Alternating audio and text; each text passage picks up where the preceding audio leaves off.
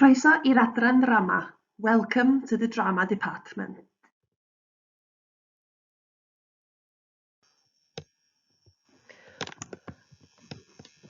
So mae'r cwrs wedi cael ei rannu lawr i 4 uned dros y 2 flynedd, ac yn yr uned gyntaf, mi fyddech chi'n cael gweithdy theatr, ac ein bwriad ydy i ail ddehongli testun ac yna i berfformio'n fewnol.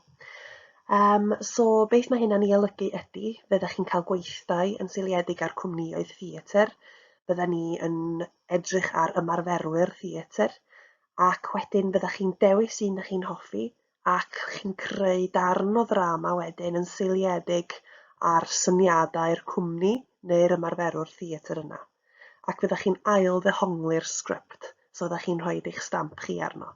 Ac mae'r arholiad yma'n cael ei asesu'n fewnol, mae'n cyfri am 24%.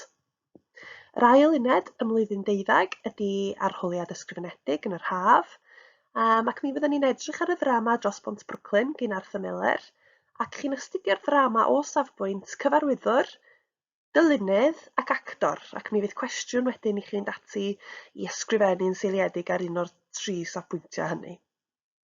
Nawr, symud ymlaen i flwyddyn 13, mae'r strwythur yn debyg.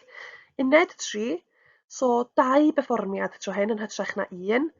Un perfformiad o destun, so darn o sgript. Mae'r ail perfformiad yn darn dyfeisiedig, so rhywbeth chi'n greu. Ac mi fydd cybac wedi rhoi sbardun neu ysgogiad i chi weithio gyda, a chi'n creu eich gwaith chi'n seiliedig ar hwnna. Hwna'n cyfri 36%. A wedyn yr arholiad olaf wedyn ym mlwyddyn 13, debyg i'r arholiad yn haf, blwyddyn 12, testun mewn perfformiad, so fydden ni'n astudio 2 ddrama, ac yn yn achos ni'n Ysgol Gyfun Gŵyr, ni'n edrych ar Sweeney Todd ac Un Nos Ola Leuad, ac chi'n edrych arni unwaith eto o safbwynt cyfarwyddwr, dylunedd ac actor, ond bod angen i chi wneud cysylltiadau gyda perfformiadau chi wedi weld, neu sioia neu ddramau chi wedi gwylio, neu wedi bod yn rhan ohonynt. So dyna ydy cynnwys y cwrs yn fras iawn. So the drama course is broken down into 4 units. And during the first year, you'll study a variety of plays before working on one play to reinterpret it.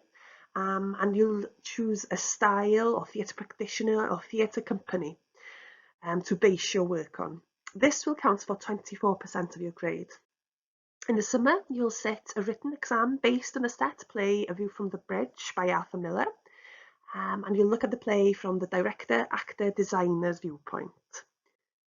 The structure of the units are similar in Year 13. So Unit 3 is a performance exam where you will be given a starting point, such as a poem or a picture by WJEC, and then you will devise a piece of theatre based on that.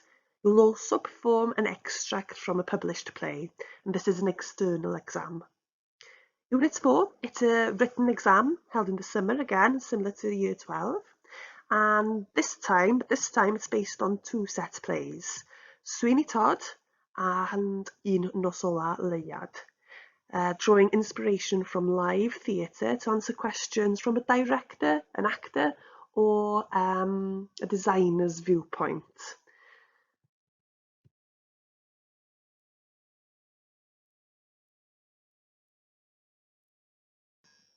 Ond mae rhaid i mi gyfadda taw dyma fy hoff uned allan o'r 4. Mae'r 4 ohonyn nhw rwy'n mwynhau dysgu, ond yn sicr hwn ydy'r un dwi'n teimlo sydd yn galluogi'r disgyblion i rili fod yn greadigol, i weithio fel tîm, i rannu syniadau, i edrych fewn i beth sy'n diddori nhw, sy'n cymryd eu sylw nhw, a wedyn roed hynna i gyd ar waith. Dyfeisio darn o berfformiad yn seiliedig ar ddrama maen nhw wedi ddarllen a'i ail-ddehongli, a gwneud hynna mewn arddull neu mewn steil o theatr benodol. Mae'n gyfle gwych i feddwl tu allan i'r bocs, i gydweithio gyda pobl eraill, ac i ddod i adnabod eu hunan yn well hefyd mewn ffordd. I enjoy teaching all 4 units, but personally I feel Unit 1 has got to be my favourite. It's an opportunity to be expressive, to look into things that take your interest. It's putting your own stamp on things. It's looking at fresh new ideas. It's going to the theatre, being inspired by the work of others, and working in collaboration. It's a real opportunity for creativity. It's looking at choosing a play, looking at that play from a character's themes viewpoint, and then breaking that play down, finding something within that play that holds you as a group, and then putting your own stamp on it, performing it in perhaps a naturalistic piece of theatre in a very physical style, or choosing something that is classic and putting a contemporary stamp on it. I just feel it's a fantastic way to work. It's thinking outside the box and being, like I said, just having that opportunity and being creative together with your peers.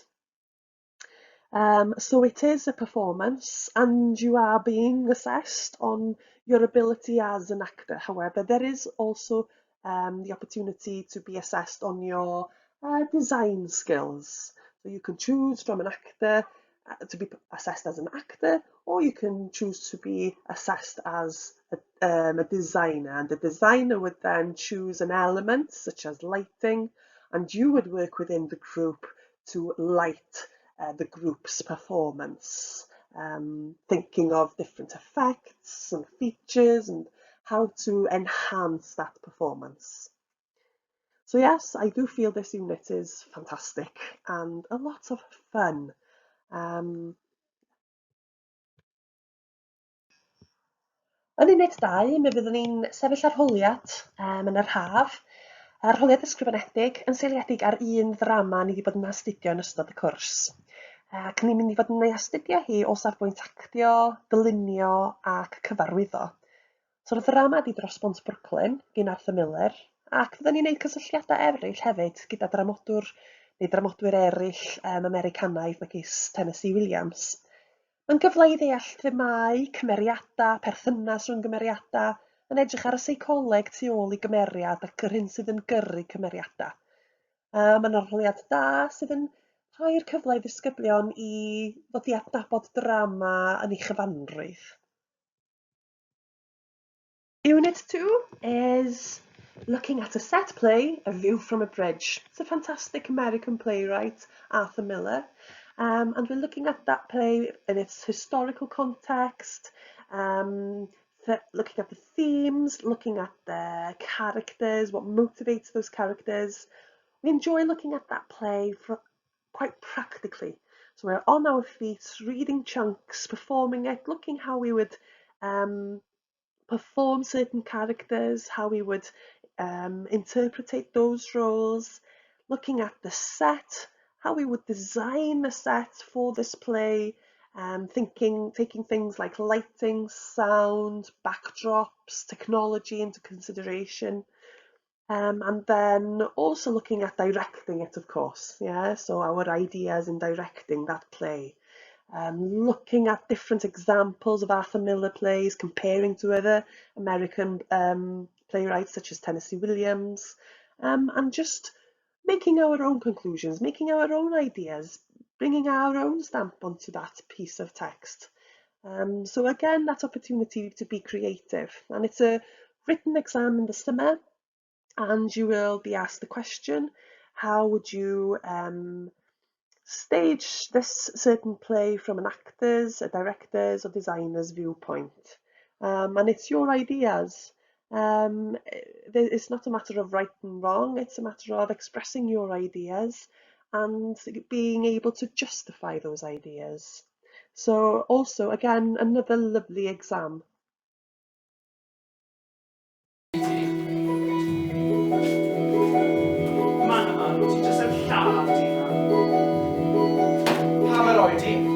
Neud e nawr? Fi'n neud o'n coffi ti.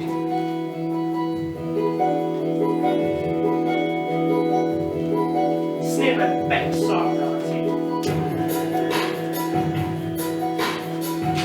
Ti'n cael?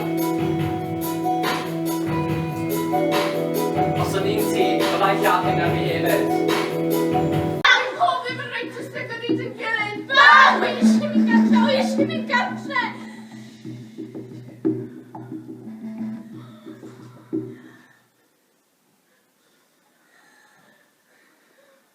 lle fe'n Angie.